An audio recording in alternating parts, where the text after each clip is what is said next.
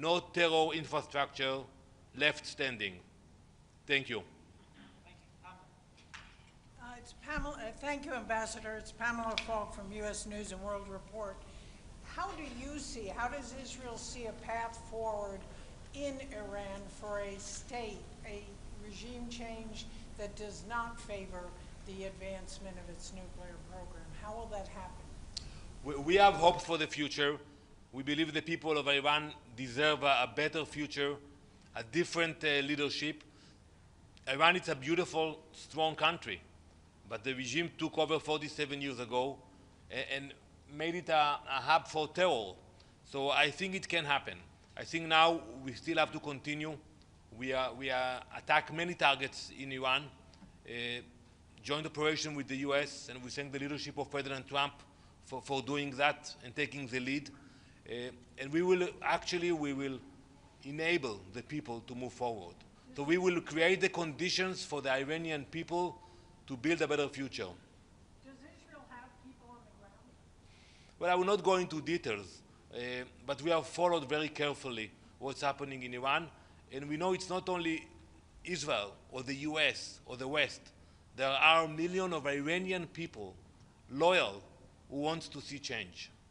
Thank you. Ambassador, do you think that now that those Gulf countries are on the same side as Israel is in being attacked by Iran, do you think that that will push them further towards joining the Abraham Accord, more formalizing relations with Israel, etc.? I think in the long term, now we are in a war, and I see what's happening today in the UAE, and I have many friends, and I spoke with them in Bahrain, in many other countries, and now they are focused in defending their people. But I think in the future, after we will accomplish the mission, I think there will be an opening for advancing the Abraham Accords. I'm optimistic about it, Benny. Thank you, Ambassador. My name is Sinan Tunçdemir from the Amargi.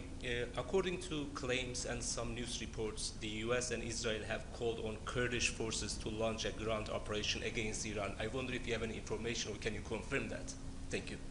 I will not go into those details, but I can tell you that there are a lot of brave people in Iran that live there, that deserve a better future. They were oppressed for generations, and now they have a chance.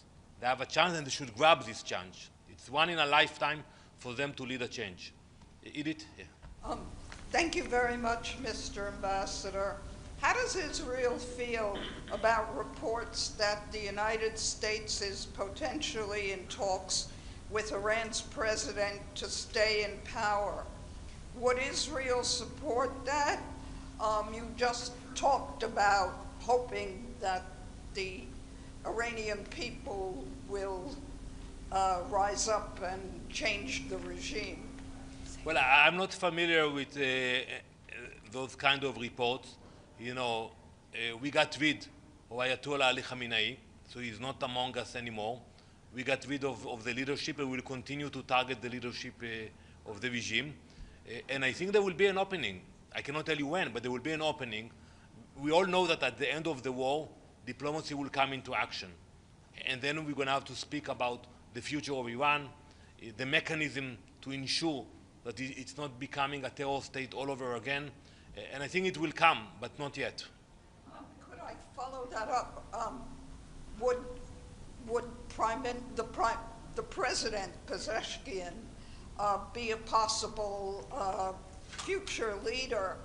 And another, on a similar topic, the war is now spread into the Gulf region.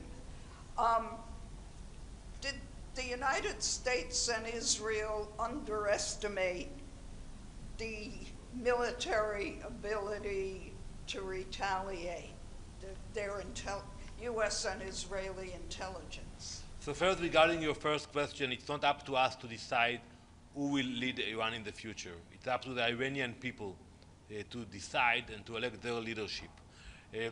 We knew it's not going to be an easy war. We are aware of the abilities of the Iranian regime. They spent billions of dollars on the infrastructure of terror, and we knew it's going to be a serious operation. It's not going to be over in 1 day or 1 week, but it will not last forever. We have superiority. Today we have control almost over all the airspace of Iran, and I'm sure we will be able to show that superiority in the next few days. Mr. Ambassador, this is Namo Abdullah with the Huda Media Network.